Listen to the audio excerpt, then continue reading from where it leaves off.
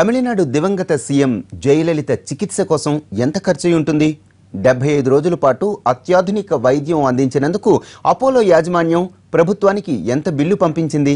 అమ్మ వైద్యం కోసం ఎంతమంది వైద్యులు శ్రమించారు? ఈ విషయాల పట్ల తమిళనాడుతో పాటు దేశవ్యాప్తంగా ఆసక్తి నెలకొంది.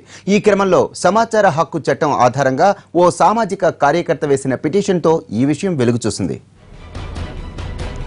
జయకు 75 రోజుల పాటు వైద్యం అందించినందుకు 80 కోట్ల మెడికల్ బిల్లు వేసింది అపోలో యాజమాన్యం.